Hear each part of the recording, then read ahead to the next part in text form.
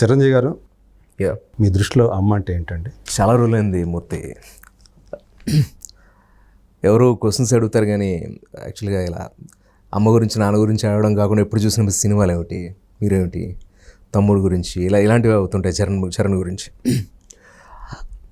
మొట్టమొదటిసారి అమ్మ గురించి నాకు కూడా పంచుకోవాలని ఉంది. చాలా రోజులైంది. అమ్మ ఏం చెప్పను నేను. ఈ రోజున మేము ఇలా ఉన్నామంటే కారణం మా అమ్మ దయ.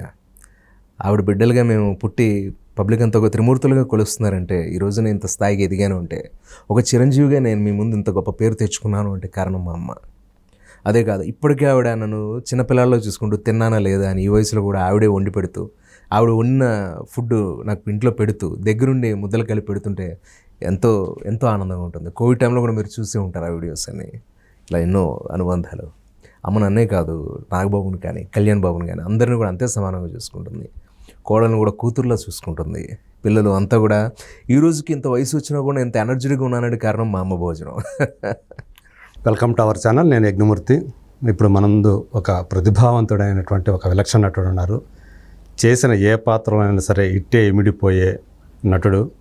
సో చిరంజీవి గారి చేత ప్రశంసలు పొందినటువంటి నటుడు. సో ఎవరైనా అంటే చిరంజీవిని సైతం మెప్పించి, అంటే ఆయన చేసిన పాత్రల్ని ఆయన ముందే ప్రదర్శించి ఆయన చేత శభాష్ అనిపించినటువంటి నటుడు అనమాట. సో అతను జోష్ రవిగా పేరు పొందినటువంటి రవి.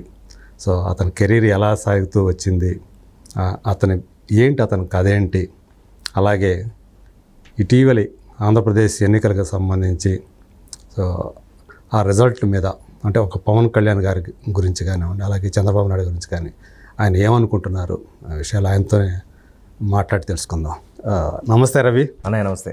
సంతోషం, వెరీ హ్యాపీ. సో ఇలా మనం ఫస్ట్ టైము కెమెరా ముందు ఎలా కలుసుకోవటం, మీ నుంచి కాల్ రావడం అనేది నిజంగా నేను కూడా రియల్లీ నేను ఒక మిట్ ఎదిగానని మీ కాల్ వల్ల నాకు అర్థమైంది. Thank you so much. So ఎలా ఉన్నారు, అసలు ఎలా ఉంది కెరీర్?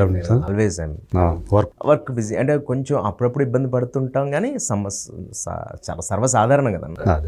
ఇప్పుడు మోర్ బిజీ అయ్యాను, ఏంటో తెలీదు. ఒకేసారి ఒక 5-6 సినిమాలు వచ్చి పడిపోవడం. ఓకే, అవునా? చాలా బిజీ ఉన్నా. సరే, వాటి గురించి మాట్లాడుకునే ముందు ఫస్ట్ మనం అంటే ఇప్పుడు ఏదైతే కరెంటు టాపిక్ ఉందో ఏపీ ఎలక్షన్స్ అనేవి, అంటే ఏపీలో ఇప్పటివరకు ఏదైతే ఆంధ్రప్రదేశ్ రాష్ట్రం అనేది ఏర్పాటైందో అప్పటి నుంచి చూసుకుంటే ఎలాంటి రిజల్ట్ అనేది ఇప్పుడు దాకా కనిపించాలి. ఎందుకంటే ఒక అధికార పక్షం అనేది 2వ స్థానానికి కూడా 3వ స్థానానికి పడిపోవటం అనేది ఇది ఫస్ట్ టైం జరిగింది అలా. అవునండి. ఎందుకంటే 175 సీట్లో పోటీ చేసినటువంటి వైసీపీ 11 సీట్లు గెలవటం, 21 సీట్లలో పోటీ చేసినటువంటి జనసేన, పవన్ కళ్యాణ్ జనసేన 21 సీట్లు గెలుచుకోవటం, అలాగే 144 సీట్లలో పోటీ చేసినటువంటి తెలుగుదేశం 136 సీట్లు గెలుచుకోవటం, అట్లాగే బీజేపీ 8 సీట్లు. ఇదంతా కూడా అసలు నిజంగా ఒక రకంగా చెప్పాలి చాలామంది నమ్మశక్యం కాని విధంగా అనిపిస్తుంది. ఇవన్నీ చూసుకుంటే సో మీకు ఏమనిపిస్తుంది? అంటే మీకు చిరంజీవి గారి అన్న, ఆయన ఫ్యామిలీ అన్న అభ్యాసం నాకు తెలిసి అభిమానం ఉందనుకుంటాను నేను. సో మీకు ఈ రిజల్ట్ చూసినప్పుడు ఏమనిపించింది మీకు? అన్న ఒక మాట, అసలు సందేహం లేదండి. నేను ఏం చెప్తానంటే, ముఖ్యంగా రాజకీయాల విషయంలో టు బీ హానెస్ట్, నాకు 5వ తరగతి కుర్రాడిని తీసుకెళ్ళి ఇంటర్మీడియట్లోనో లేకపోతే పీజీ ఎక్కడో పడేస్తే ఎలా ఉంటుందో కాలేజీలో, అలా నాకు కూడా పాలిటిక్స్ జీరో, తెలీదు. శాసనసభ ఏంటి, రాజ్యసభ ఏంటి, ఎంపీ ఎమ్మెల్యేల గొడవ ఏంటి, నాకేం తెలియదండి. తెలియనప్పుడు మనం మాట్లాడకూడదు ఒకటి. కాకపోతే ఇప్పుడిప్పుడు తెలుస్తున్నవి, మనం మరీ దారుణంగా మన మీద పడుతున్న రోజువారీ ఇబ్బందులు, మన పెరుగుతున్న ధరలు, కరెంటు బిల్లులు, పెట్రోల్ రేట్లు, రోడ్లు, వాతావరణం అన్నీ చూసుకుంటూ ఉన్నప్పుడు, అరే ఏంటి సమస్య అన్నప్పుడు, అరే నీ ఊరు ఎమ్మెల్యే ఏంటి, నీ ప్రెసిడెంట్ ఏంటి, సమాజం ఏంటి, అరే మనకి తెలుసుకోవాలి, మన బాధ్యత కదా. రాజకీయం మనకు తెలియదు అన్నం పర్ఫెక్ట్ కాదు కదా అని ఈ మధ్య కొంచెం నేర్చుకుంటున్నా. అంటే మనకు రాజకీయాలతో నేరుగా ప్రమేయం లేకపోయినా రాజకీయాలే మనం ప్రభావితం చేసేది. ఆ రాజకీయాలు లేకుండా మన ఉండదు. దట్టు మన ఫీల్డ్ ఏదైతే ఉందో సినిమా ఫీల్డ్ అనేది, సినిమా ఫీల్డ్కి సంబంధించినటువంటి దాని మీద ప్రభావం చూపించే విషయాలు, టికెట్ల ఇష్యూలు కానివ్వండి, థియేటర్ల ఇష్యూ కానివ్వండి, లేదా మన విత్ ఇన్ ద ఇండస్ట్రీలో సో ఏవైతే ఇవి కూడా ట్యాక్సుల రూపంలో కానివ్వండి, ఇవన్నీ కూడా మనకు నేరుగా దాని సంబంధం ఉంటుంది అది. సో ఇవన్నీ ఇంకా అనివార్యంగా మనం తెలుసుకోక తప్పదు. ఆ విధంగా నేను ఆలోచించి తెలుసుకున్న వాటిలో ఇప్పుడు చూసి ఓహో ఇదా పరిస్థితి ఇది కదా అని ఈ కోవిడ్ ముందు ఒక 5-6 సంవత్సరాల నుంచి నేను కూడా కొంచెం బుర్ర పెంచుకున్నాను వీటి మీద. సరే చూసి ఓహో ఇలా ఉందా, ఇంత దారుణంగా ఉందా, కాకపోతే ఒక మనిషిని కించపరచడానికి ఇంత పర్సనల్గా వెళ్ళిపోవాలా, ఇంత దారుణం అనవసరం కదా అని అనిపిస్తూ ఉంటుంది, బాధ అనిపిస్తుంది. సరే ఇవన్నీ పక్కన పెడితే జనాలకి ఎవరు కావాలో వాళ్ళకి తెలుసు, వాళ్ళలో మార్పు వచ్చింది అనడానికి వాళ్ళే కదా నా తార్కాణం. ఇప్పుడు వచ్చిన రిజల్ట్సే. మనం మాట్లాడడానికి ఏముందండి, మనకు ఒకళ్ళు నచ్చారు, మనకు ఒకళ్ళు నచ్చలేదు, ఇవి కూడా పక్కన పెడదామండి. పబ్లిక్కే కదా శిరోధార్యం. వాళ్ళు ఈ రోజున ఇచ్చిన ఇంత గొప్ప కితాబు, ఇంత గొప్ప మెజారిటీ అంటే వాళ్ళని కోరుకున్నారు, అది జరిగిందంతే. ఒకప్పుడు అటు కోరుకున్నారు, అది జరిగింది. ఇప్పుడు మార్పు కోరుకున్నారు. ఎవరు బాగుంటే అది రేపు ఏం జరుగుతుందనేది మనకు తెలియదు. కాబట్టి ఇప్పుడు వచ్చిన అవకాశాన్ని సద్వినియోగపరుచుకుని నాకు ఒకటే కోరికన్నా, చూస్తుంటాం కదా కొడవలతో దాడులు, కత్తులతో పొడి చేసుకోవడాలు, వాళ్ళు అంటే ఒకప్పుడు తమిళనాడులో చూసాం. అప్పుడు ఇది పేర్లు చెప్పచ్చు లేదు తెలియదు, కానీ నేను కొంచెం ధైర్యం చేసి చెప్తాను. ఇప్పుడు జయలలిత గారు, కరుణానిధి గారు, వాళ్ళని ఎక్కితే వీళ్ళు ఎక్కితే వాళ్ళు, వాటి మీద తప్ప ప్రజల తాలూకా భవిష్యత్తు కానీ తమిళనాడు భవిష్యత్తు గురించి కానీ చాలా తక్కువ ఇబ్బంది అయింది అప్పట్లో. అంటే వాళ్ళు వ్యక్తిగతమైన ఒకరు కక్ష తీర్చుకోవడానికి ఎక్కువ ప్రయత్నం చేస్తారు. మాట్లాడడానికి నాకు అర్హత లేదు కానీ నిజంగా కూడా అప్పుడు అది విన్నది చూసింది కూడా మనం, అది మీకు తెలుసు, మీరు కాదనే విషయం కాదు అది. అలాగే ఇప్పుడు కూడా మనం ఆ ధోరణిలోకి వెళ్లకుండా గెలిచాం. మన కళ్యాణ్ గారు ఎంత బాగా మాట్లాడారంటే, ఒక గొప్ప నాయకుడు అన్నానికి ఆయన అన్నమాట, మనం ఇప్పుడు నాకు వ్యక్తిగతంగా ఎవరి మీద నాకేం లేదు, ఆయన ఏదో జలసాలు అప్పుడు చెప్పిన డైలాగ్ తగ్గట్టుగానే ఉంది అది. మనం యుద్ధంలో గెలవడం అంటే చంపడం కాదు, ఓడించడం అని. జస్ట్ అతను ఓడించాడు అంతే. అది ఓడించిన తర్వాత మళ్ళీ అటు చూడలే, పగలు ప్రతీకారాలు ఏం లేవు ఆయనకి. ఇప్పుడు నేనేం చేయాలి, అరే నా మీద ఇంత భరోసా పెట్టుకుని ఎంతమంది ఓట్లేశారా, అరే 20 మంది నేను 19 మంది గెలిపించాను అంటే 21 గెలిపించారంటే ఏంటది? Is a game changer, no doubt about that. దానికి జస్టిఫికేషన్ ఆయన. ఈ రోజున గవర్నమెంట్ నిలబడిందంటే కారణం ఆయన. ఈ గవర్నమెంట్ మీకు నేనన్నమాట కాదు కదా, ఇది ప్రపంచం అంటున్నమాట. అలాగే టీడీపీ ఇది కానీ చంద్రబాబు నాయుడు గారు ఆల్రెడీ విజనరీ, ఆయనకున్న విజనరీ కానీ ఆయనకున్న ముందు చూపు కానీ చాలా చాలా అంటే ఆయన కష్టపడే మనస్తత్వం కానీ అసలు నో డౌట్ అబౌట్. వయసుతో నిమిత్తం లేదు, వయసు లేకుండా ఆయన ఎండలో పడి తిరిగిన విధానం చూస్తే గట్టిగా ఒక 4 స్పీచ్లు ఇస్తే నేను నాన్న వెళ్ళిపోతాను. నేను అలాంటి ఆయన వయసు ఏంటి, ఆయనకి ఎంత అంటే సేవ చేయాలి, ఇప్పటికీ ఏదో ఒక తపన. నేను ఎవరిని కూడా ఇది చేసుకోను. నాకు రాజకీయంగా నాకు వైఎస్ఆర్ గారు అంటే కూడా చాలా గౌరవం. వైఎస్ రాజశేఖర రెడ్డి గారు పెద్ద ఆయన, మహానుభావుడు, ఆయన కూడా నాకు చాలా గౌరవం. నాకు చంద్రబాబు నాయుడు గారు అన్న గౌరవం, కళ్యాణ్ గారు ఆయన ఏదో చేయాలని సార్, ఆయనకున్న కోట్లకి, ఆయనకు వస్తున్న డబ్బుకి, ఆయన ఉండాల్సిన ఎంజాయ్మెంట్స్కి ఒక ఫ్లవర్స్ మధ్యలో బతకాల్సిన ఆయన వెళ్ళి నిజంగా ఆయన కావాలనుకుంటే ఈ కష్టాలని పడాల్సిన పనిలే, ఒక సినిమా చేసుకుంటే ఆయన 50 కోట్లు ఈజీగా పడతాయి కదా. సాక్షి ఆలోచించేవాడు ఎవరికైనా అర్థమవుతుంది. పవన్ కళ్యాణ్ గారు ఏదో మంచి చేయాలని వచ్చాడు అంతే, అందులో డౌట్ లేదు. అతనికి ఏదో తపన, అందరిలా కాదు, దేవుడు అంత అలా పుట్టించాడు. ఆయన ఫ్రేమ్ ఇన్ అవ్వడానికి కంటే ఫ్రేమ్ అవుట్ అయిపోయి అక్కడ ఏదైనా కష్టం, ఇక్కడ యాక్టింగ్ చేయడం కంటే అక్కడ కష్టం ఉంటే అటు వెళ్ళిపోవాలనుకుంటాడు ఆయన. ఒక్కొక్కరు ఒక్కొక్క తరహా, ఆయన అంతే. అది ఆయనకి భగవంతుడు అలా ఇచ్చాడు, అది మన పుణ్యం అనుకోవాలి అంతే. అలాగే ఒకప్పుడు వైఎస్ఆర్ గారు మన పుణ్యం, ఇప్పుడు చంద్రబాబు నాయుడు గారు మన పుణ్యం. ఇదంతా ఏంటంటే ఆంధ్రప్రదేశ్ డెవలప్ అవ్వాలండి, నాకు ఎవరు వచ్చారనేది ఇంపార్టెంట్ కదా. డెవలప్మెంట్ అనే మాట వినిపించిందంటే మొదట వినిపించే పేరేది ఆబ్వియస్లీ ఆయనే. అఫ్కోర్స్ నాకు నమ్మకం వచ్చింది. ఫస్ట్ ఆఫ్ ఆల్ ఇది స్వార్థం అనుకుని నేనే అనుకుని ఒకటైతే చెప్తాను. ఇప్పుడు వచ్చిన ఎలక్షన్స్ గెలవడం వల్ల సినిమా ఇండస్ట్రీ ముందు మాత్రం నాకు పెట్టిన ఇబ్బందులు బాధపడ్డామని, ఆంధ్రప్రదేశ్లో థియేటర్స్ అవి ఇవి పరిస్థితులు సినిమాని తొక్కేసినట్టు చేశారు. కానీ ఇప్పుడు వచ్చిన గెలుపు వల్ల సినిమా ఇప్పుడైనా ఆంధ్రప్రదేశ్లో మరింత బాగుంటుందనేది, అంటే మా సినిమాని బతికించండి ఆంధ్రప్రదేశ్, అది నేను కోరుకోవడం తప్పేం కాదు కదా.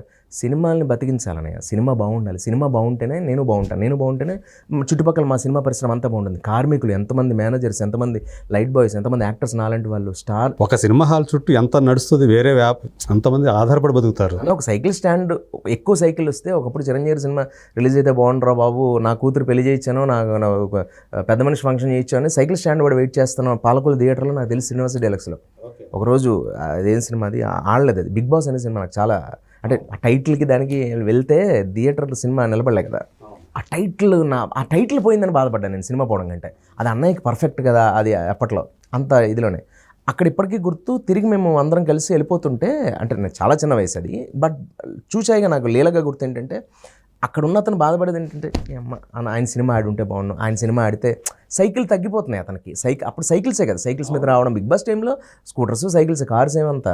పైగా ఆయనకున్న మాస్ ఫాలోయింగ్కి సైక్లింగ్స్లో రోజుకు 4 ఆటలు, అంత సైకిల్స్ ఉంటే చాలా ఎక్కువ డబ్బు వస్తుంది కదా. అంటే నేల టికెట్ ఎక్కువగా తెగే హీరో కదా. అలాంటి మాస్ హీరో ఇది లేకపోయేసరికి అరే చిరంజీవి సినిమా ఇలా అయిపోయిందండి అని నెక్స్ట్ మళ్ళీ అతను ఇంకో హిట్ పడగానే అతను పెళ్లి చేసి అలా అంత సంపాదించుకున్నారు సినిమా. ఇదంతా ఎక్కడ జరుగుతుందంటే సినిమా బాగుంటే థియేటర్ బాగుంటేనే. ఇప్పటికీ నేను బాధపడుతుంటాను, మీరు నమ్మరు, పెనుగొండ నా గ్రామం, నా మార్టీర్ అనేది నా ఊరు పక్కన పెనుగొండ. ఇప్పుడు ఉండట్లే కానీ నా ప్రాంతాలు చెప్తున్నాను. అదే మీ స్వస్థలం, అదే స్వస్థలం పెనుగొండ. చిరంజీవి గారు కూడా అక్కడే పుట్టారు. నాకు తెలియదు ఆ విషయం, చిరంజీవి గారు చెప్పారు నాకు ఆ విషయం. అందరూ అక్కడ మొగలదూరు ఇక్కడ అనుకుంటారు, కాదు పెనుగొండట. ఆయన పాస్పోర్ట్లో కూడా చూశాను నేను. చాలా భలే హ్యాపీ అనిపించింది. సరే ఇంతకీ అలా వెళ్తుంటే అక్కడ పెనుగొండ మినర్వా థియేటర్ ఉండేది, ఇప్పుడు లేదు, ప్యాలెస్ ఉన్నట్టుంది అంతే. ప్యాలెస్ మినర్వా 2 థియేటర్లు ఉంటాయి, 2 ప్యాలెస్ ఇప్పుడు మన అరవింద్ గారి హ్యాండ్ ఓవర్లో తీసుకున్నట్టున్నారు థియేటర్. అది మినర్వా అనే థియేటర్ ఏదైతే ఉందో అందులో ఎన్నో సినిమాలు చూసిన గుర్తు నాకు. ఇలా మామూలుగా ఇలా కారులో మన షూటింగ్కి వస్తూ రాజమండ్రి ఎయిర్పోర్ట్కి అందుకోవాలి, అటు నుంచి రావాలి కదా. నేను ఎయిర్పోర్ట్కి వస్తుంటే ఈ షూటింగ్కి ఇలా ఉండి ఇలా నమస్కారం పెట్టుకు వెళ్తున్నాను. వెళ్ళిపోయిన 2 నిమిషాల తర్వాత నేను ఇలా ఆలోచిస్తున్నాను, డ్రైవర్ పక్కన ఎవరు సార్ అక్కడ ఏం గుడి ఉందని దండం పెట్టారన్నాడు. నేను కొన్ని సెకండ్స్ రియలైజ్ అయ్యాను నేను, అంటే నాకు ఆ థియేటర్ని నేను మామూలుగా ఇలా అనుకుంటున్నా, గుడిలా భావించాను నేను. అంటే అది మన మనసులో అంతరంగంలో మనకు ఆ ఇంట్రెస్ట్, అంత ప్యాషన్ ఉంది కాబట్టి మనకు ఆ ఎమోషన్స్ ఉంటాయి. సినిమా థియేటర్ మీద సినిమా వాళ్ళు ఏంటి ఏముంటాయంటే స్టార్స్కి వచ్చినట్టుగా అందరికి రెమ్యునరేషన్స్ వస్తాయా? అందరూ కూలీయే కదన్నా, లిటరల్గా కార్మిక వర్గం ఇదంతా, కూలి పనులు చేసుకుని బతికి వాళ్ళు కోవిడ్ టైంలో నలిగిపోయారు కదా. సినిమా బాగుంటేనే అందరూ బాగుంటారు, సినిమా బాగుంటేనే కామన్ పబ్లిక్ కూడా బాగుంటారు. అది వాళ్ళకి ఎందుకు అర్థం కాదు నాకు తెలియదు. సినిమా లేకపోతే బతకచ్చండి, ఎంటర్టైన్మెంట్ కదన్నా. అండ్ ఈ రోజున రాజకీయాలు నిర్దేశించిన ఒకప్పుడు ఎన్టీఆర్ గారి దగ్గర నుంచి అక్కడ ఎంజీఆర్ గారు అవ్వచ్చు, ఇప్పుడు పవన్ కళ్యాణ్ గారు అవ్వచ్చు, చిరంజీవి గారు అవ్వచ్చు, సినిమా నుంచే కదన్నా. వీళ్ళు ఎందుకు లోకుగా చూస్తారో అర్థం కాదు. రంగులు వేసుకునే వాళ్ళు, మొహానికి రంగులు వేసుకునే వాళ్ళు ఏం చేస్తారని. మరి ఈ రోజు రూల్ చేస్తుంది ఎవరు? మీరు అంటే రోజువారీ ఏదైతే కష్టపడతారో ఆ స్ట్రెస్ నుంచి రిలీఫ్ ఇచ్చేది కూడా వీళ్ళే కదా. ఎందుకు కష్టపడుతున్నామన్నా? మీ మొహంలో చిరునవ్వు కోసమే కదా, ఆనందించడం కోసమే కదా. అందరూ అలా ఏమి తీసిపారేళ్ళండి. కొంతమంది అంటుంటారు చాలా ఎక్కువ అవుతుంది అది ఈ మధ్య, ఏంటంటే సినిమా వాళ్ళంటే తక్కువ చేయడం, ఏదో అన్నిటికీ ఏదో పార్టీస్, అదే అంటారు సాఫ్ట్ టార్గెట్ అంటారు కదా. అంటే వీళ్ళు మళ్ళీ తిరిగి అనలేరు, గట్టిగా అనలేరు. మిగతా వాళ్ళు అయితే ఏమన్నా అంటే మళ్ళీ 10 మాటలు అంటారు ఒకరంటే, కానీ సినిమా వాళ్ళు అంటే లోకం అనమాట. అందరూ ఒక మాట అందామన్నా రేపు మన మాట పెద్ద చేసి చూపిస్తారు. ఇక్కడ ఎవడు గిల్లింది ఎవడో పట్టించుకోడు, అరిచిందే కౌంట్ అవుతుంది ఇక్కడ అలా. అందుకని బట్ ఏదేమైనప్పటికీ ఇప్పుడు వచ్చిన ఈ యొక్క మెజారిటీ, ఈ యొక్క ప్రాంతం పరిస్థితి, ఆంధ్రప్రదేశ్ ప్రాంతం పరిస్థితి చూస్తే చాలా ఆనందంగా ఉందన్న, చాలా ఆనందంగా ఉంది. ఎందుకంటే రోడ్స్ వస్తాయి, పేదవాళ్ళకి ఏదైనా జరుగుతుంది, ముఖ్యంగా సినిమా పరిశ్రమ బాగుంటుంది. అదే కాకుండా హిందూ మతం ముఖ్యంగా నాకు, నేను ఏ వర్గాన్ని ఏ మతాన్ని కించపరచట్లే, కాకపోతే ఏంటంటే ఒకరినొకరిని గౌరవించుకున్న సాంప్రదాయంలో చిన్నప్పుడు నేను పెరిగాను.